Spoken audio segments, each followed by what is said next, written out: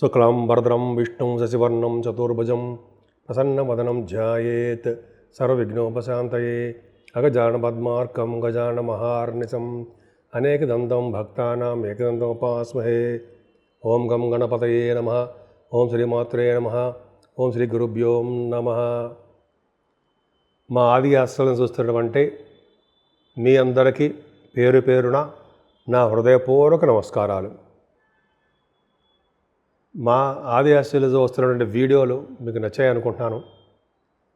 అలాగే మీకు మా వీడియోలు నచ్చితే లైక్ చేయండి, షేర్ చేయండి, సబ్స్క్రైబ్ చేయండి. నా పేరు వాడ్రేవ్ ఆదినారాయణ శర్మ, CMA ACMA, అలాగే MA ఆస్ట్రాలజీ అండి. నా సెల్ నంబర్ 7075389589 7075389589 అండి. మీరు ఈ నెంబర్కి కాల్ చేసినా లేకపోతే మీరు వాట్సాప్లో మెసేజ్లు పెట్టినా నేనే మీకు రెస్పాండ్ అవుతాను. మీ ఫోన్స్ చూస్తాను. అలాగే మీ జాతకాలు చెప్పించుకోదలుకుంటే ఈ కింద నెంబర్కి ఫోన్ చేయండి. తప్పకుండా పరిష్కార మార్గాలు నేను చెప్తాను. అంతేకాదండి, మనం 16వ తారీఖు మే నుంచి 31వ తారీఖు మే అంటే 16th మే 2025 టు 31st మే 2025 వరకు కూడా ఈ 15 రోజులు ఎలా ఉండబోతున్నాయి 12 రాసుల వాళ్ళకి అంటే అద్భుతంగా ఉండబోతుందండి. ముఖ్యంగా 3 గ్రహాలు అంటే ఆల్మోస్ట్ గురుడు మారాడు. గురుగ్రహము, రావుకేతులు, ఈ ముగ్గురు కూడా జస్ట్ నిన్నేమో 15వ తారీఖు గురువారు మారితే రావుకేతులు కూడా 19వ తారీఖు మారుతున్నారు. అద్భుతమైన ఫలితాలు ఉంటాయండి మనకి అందరికీ కూడా. పైగా పుష్కర స్నానం, పుష్కరాలు ఆల్మోస్ట్ మీకు 26వ తారీఖు వరకు ఉంటాయండి. అవి 15వ తారీఖు స్టార్ట్ అయ్యిందిగా 12 రోజులు ఉంటాయి. జనరల్గా మీరు అమావాస్య ముందు రోజు వరకు ఉండొచ్చు. సరే, ఈ 12 రోజులు కూడా పుష్కర స్నానాలు చేస్తారు. వివిధ రాశుల వాళ్ళకి ఎవరెవరు వెళ్తున్నారు పుష్కర స్నానాలకి అందరికీ చెప్పుకుందాం. మకర రాశి వారికి అద్భుతమైన కాలం చెప్పచ్చండి. చాలా బ్రహ్మాండంగా ఉంది మీకు. అంతేకాకుండా మీ రాశిని కుజుడు చూడడం అద్భుతం. చాలా మంచి యోగాలు కలుగుతాయి. 2వ భావంలో రాహు ఫైనాన్షియల్ విషయంలో డబ్బులు ఇస్తాడండి ఆయన. కాకపోతే చిన్న చిన్న తగాదాలు బయట వాళ్ళతో ఉంటాయి. కానీ గురుదృష్టి సంపూర్ణంగా 2వ భావానికి ఉందండి. ఉండడం వల్ల ఏమవుతుందంటే చక్కటి భోజన వసతులు, చక్కటి ధన సంపాదన చాలా బాగుంటుంది. కుటుంబంలో వృద్ధి చాలా బాగుంటుంది. బంగారు ఆభరణాలు కానీ, వాహన సౌఖ్యం కానీ, విద్యలో రాణించడం కానీ జరిగి తీరుతుంది మీకు. ఏదైనా మకర రాశి వాళ్ళకి శని శుక్రులు 3వ భావంలో ఉన్నారు. షార్ట్ జర్నీస్ ఎక్కువ చేస్తారంటే ముఖ్యంగా ఈ చెల్లెళ్ళని, అక్కాయిల్ని కలవడము, వాళ్ళ యొక్క సజెషన్లు తీసుకోవడం, ముఖ్యంగా చెల్లెళ్ళు సజెషన్స్ తీసుకోవడం, వాళ్ళ ఫైనాన్షియల్ హెల్ప్ చేయడం చాలా బాగుంటుంది మీకు. బుధుడు 4వ భావంలో, బుధుడు విద్యలో బాగా రాణిస్తారండి మీరు. కొత్త ఐడియాస్ వస్తుంటాయి. వ్యాపార మూలకంగా డెవలప్మెంట్స్ ఎక్కువ ఉంటాయండి. ముఖ్యంగా చదువు విషయంలో ఎటువంటి ఆటంకాలు ఎక్కడ ఎలా రాణిస్తున్నారో మీ తల్లిగారికి ఆరోగ్య పరిస్థితి కూడా, ఆర్థిక పరిస్థితి చాలా చాలా అద్భుతంగా ఉంటుంది. చాలా బాగుంటుంది. భయపడాల్సిన అవసరం లేదు. అంతేకాకుండా సంగీతంలో ఉన్న వాళ్ళందరికీ సంగీత సాధన బ్రహ్మాండంగా సక్సెస్ అయి తీరుతారనడంలో సందేహం లేదు. అంతేకాకుండానండి, కొంతమంది రైతులు ఉంటారు కదా, వాళ్ళకి బాగా డబ్బులు రావడానికి అవకాశము ఉంది. రవి బుధుడు పంచమ స్థానంలో చాలా పర్ఫెక్ట్గా ఉన్నారండి. అంటే పంచమ స్థానం రవి బుధులు ఉన్నారంటే బుధాత్యం కాదు, కానీ జనరల్గా ఫైనాన్స్ అండ్ అకౌంట్ సంబంధించిన వాళ్ళకి బాగుంటుంది. అంతేకాకుండా చక్కటి ప్రేమగా ఉండడము, నేమ్ అండ్ ఫేమ్ ఎక్కువ ఉండడము, సినిమా రంగంలో, కళారంగంలో మీకు మంచి అభిరుచి రావడము, బాగా డెవలప్ అవడము బాగా ఉంటుందండి. రాజకీయ రంగంలో పదవులు రావడానికి అవకాశం ఉంది. గాయత్రి మంత్ర సిద్ధి కలగడానికి అవకాశం ఉంది. స్టాక్ మార్కెట్, షేర్ మార్కెట్ అంటాం కదా, గొప్ప లాభాలు వస్తాయి. ఏదైనా 6వ భావంలో గురుడు మంచివాడు కాదు కదా, మంచివాడు కాదండి నిజంగా, కానీ 12వ ఇంటి వాడుగా 6వ భావంలో మంచివాడే, మంచిగా చేస్తాడు. అంటే మేనమామలు మీకు ఇవ్వడము, మేనమామల ద్వారా సభ్యులు కలగడము, అలాగే గురు ప్రభావం వల్ల ఎటువంటి దోషాలు లేకుండా మిమ్మల్ని కాపాడడము చాలా బాగుందండి. పైగా భార్య భర్త దగ్గర అనురాగం బాగా ఉంటుంది. ఏం భయపడాల్సిన అవసరం లేదు. అష్టమ స్థానంలో కేతు ఉన్నాడు, తప్పు కదా. 6వ భావంలో గురుడు, అష్టమంలో కేతు ఉండడం వల్ల ఆరోగ్య సమస్యలు రావడానికి అవకాశం ఉంది.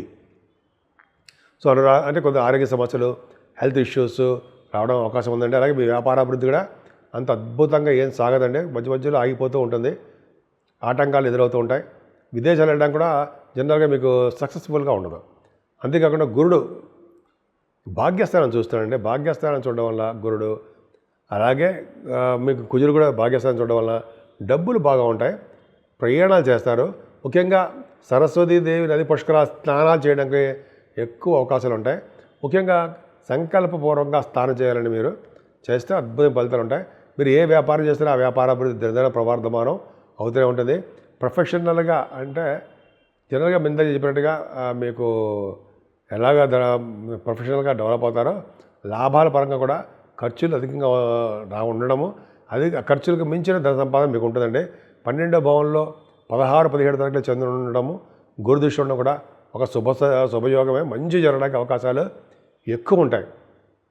అలాగే మూక పరిణామ సన్మానాలు జరగడము, సంపదలు పెరగడము, విదేశాలకు వెళ్ళడము, స్టాంపింగ్ అవ్వడము అద్భుతంగా ఉందండి. ముఖ్యంగా రాహుకేతుల మధ్యలో ప్లానెట్స్ అన్నీ ఉండిపోయాయి. కొద్దిగా జాగ్రత్తగా ఉండాలి. అలాగే కుజుడు కూడా నీచ స్థితిలో ఉండడం వల్ల, ముగ్గురు సర్పదోషాలు అవడం వల్ల కొద్దిగా ఆటంకాలు ఎదురవుతాయండి. మీరు పూజించవలసిన దేవుడు రాహుకేతువులకు పూజ చేయించుకోండి, సుబ్రహ్మణ్య స్వామి పూజ చేయండి. అలాగే మీరు తీర్థయాత్రకు వెళ్తున్నప్పుడు మీకు దారిలో కనిపించే టెంపుల్స్ అన్నింటినీ దర్శనం చేసుకోండి. దేవుడి యొక్క అనుగ్రహం పొందండి. 12 రాశుల వారికి రెమెడీస్ గురించి చెప్పుకుందామండి. ఏం చేస్తే మన మంచి ఫలితాలు, పూజలు చేస్తే ఎటువంటి ఫలితాలు వస్తాయి, మంచి ఫలితాలు వస్తాయి, ఏ పూజలు చేస్తే బాగుంటుంది. 12 రాశుల వాళ్ళకి మేషం నుంచి మీన రాశుల వరకు కూడా ముఖ్యంగా ఏంటంటే ఆ రాహుకేతుల మధ్యలో ప్లానెట్స్ ఉండిపోయాయండి. అంటే చంద్రుడు ఒక్కడే తిరుగుతూ ఉంటాడు, అది పెద్ద ప్రాబ్లం కాదు. కానీ రాహుకేతుల్లో మధ్యలో సర్పదోషం ఉండడము, కుజుడు కూడా సర్పం అవడం వల్ల ఈ 12 రాశుల వాళ్ళకి ఏది పట్టుకున్నా కూడా ముందుకు వెళ్ళలేకపోతూ ఉంటారు. ఏదో విధంగా కారణాల వల్ల ఆగిపోవడము, డిస్సాటిస్ఫాక్షన్ ఉండడము, ఏదో మనశ్శాంతి లేకుండా ఉండడము, ప్రతి పనిలోనూ కొద్దిగా అపజయాలు కలుగుతూ ఉండడం చాలా ఉంటాయి. కానీ చూసుకోండి, అయితే పుత్రుల వల్ల ఇబ్బంది కలగడము, పెళ్ళిళ్ళు కాకపోవడము, ఉద్యోగాలు రాకపోవడము, అలా చాలా ఉన్నాయండి. ఓకే, ఫస్ట్ పాయింట్ ఏంటంటే అవకాశం ఉంటే కాళహస్తి వెళ్ళండి, రాహుకేతు పూజ చేయించుకోండి. ఒకవేళ మనం చేయించుకోలేము, ఇంటి దగ్గరే అమ్మవారి దగ్గర పూజలు చేసుకోవడము, మన ఊళ్ళోనే చండీ హోమాలు, కనకదుర్గ అమ్మవారి పూజ చేసుకోవడము, అలాగే గాయత్రి మంత్ర జపం చేయడము, పార్వతీ అమ్మవారిని శ్రీశైలంలో భ్రమరామ అమ్మవారు ఆవిడ చేసుకోవడం మంచిది. అది అద్భుతం ఫలితాలు ఉంటాయి. కుజుడు కూడా నీచ స్థితిలో ఉన్నాడు కాబట్టి మోపిదేవిలో వెళ్ళి సుబ్రహ్మణ్య స్వామి దర్శనం చేయించుకోవడం చాలండి. వాడు వెళ్తే ఎండలో ఉన్నాయి కాబట్టి ఎండల్లో మీరు తిరక్కండి. కానీ మన ఊళ్ళోనే మనకు చేయించుకుందాం, సుబ్రహ్మణ్య స్వామి పూజలు చేయించుకుందాం. అదొకటి. ఈ 3 చేయించుకోవడం వల్ల సర్పదోషం పోతుంది, అవకాశాలు తగ్గుతాయి. ముఖ్యంగా ఆల్రెడీ మనకి మీ రాశి వాళ్ళందరూ మీకు మనందరికీ కూడా 15వ తారీఖు నుంచే నదీ పుష్కరాలు వచ్చాయి. గురుడు మారిపోయాడు, రాహుకేతు కూడా మారిపోయారు. సో మారిపోవడం వల్ల నదీ పుష్కరాలు, సరస్వతి నదీ పుష్కరాలు వచ్చాయండి. ముఖ్యంగా చెప్పదగ్గ సూచన అంటే 12 రాసుల వాళ్ళకి అవకాశాలు చాలా ఉన్నాయి. మీ జాతకాల రీత్యా చూసుకోండి, వెళ్ళి స్నానం చేస్తారు. ముఖ్యంగా మృత్తికా స్నానం అంటే మట్టిని నదిలో వేయడము అదొకటి. తర్వాత సంకల్పపూర్వకంగా బ్రాహ్మణ్ణి పెట్టుకుని సంకల్పపూర్వకంగా చేయాలి. సంకల్పపూర్వం అంటే అర్థం ఏంటంటే మీ గోత్రనామాలు ఏంటి, మనం ఎక్కడున్నాము, ఏ నది తీరం ఉన్నాం, ఏ ప్రాంతంలో ఉన్నాం, ఏ ప్రాంతంలో ఉన్నా విని చెప్తారనమాట ఒక బ్రాహ్మడు. మనకు తెలియకపోతే ఆయన చెప్పించుకోవచ్చు. చెప్పిన తర్వాత మాత్రమే సంకల్పపూర్వకంగా స్నానం చేయండి. నది ఒడ్డు దగ్గర బ్రాహ్మణులు చాలామంది అంటారు. చేసిన తర్వాత అప్పుడు మీకు ఫలితాలు బాగా వస్తాయి. గబగబా దూకేసి స్నానం చేస్తే ఫలితాలు ఏమీ రావండి. ఆ నదిలో పవిత్రంగా స్నానం చేయాలి. ఎందుకంటే సరస్వతి నది కాబట్టి జ్ఞానాన్ని ప్రసాదించే అమ్మవారు కాబట్టి మనం అశ్రద్ధగా చేయకూడదు. ఎంతో ప్రేమగా, ఎంతో ఇష్టంగా స్నానం చేయాలి. సరే రండి, అది అయిపోతున్న తర్వాత ముఖ్యంగా 22వ తారీఖునే హనుమత్ జయంతి వస్తుందండి. చాలా పవర్ఫుల్. శ్రీ ఆంజనేయ స్వామిని కొలవడం వలన, ఆంజనేయ స్వామిని పూజించడం వలన సర్వదేవతల్ని పూజించినట్టే అని మనకి బుక్స్లో చెప్తున్నారు, గురువుగారు అందరూ చెప్తున్నారు.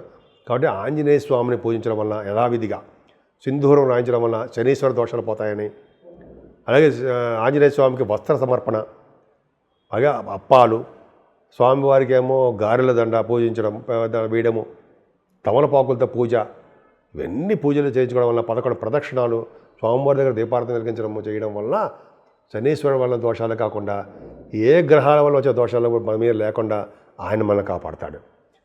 శ్రీరామచంద్రుడి వలన మనకి ఆశీస్సులు కలుగుతాయి. అంతేకాకుండా 24వ తారీఖున కూడా శనీశ్వరుడు యొక్క చరిత్ర ఏదో వస్తుందండి, అద్భుతం.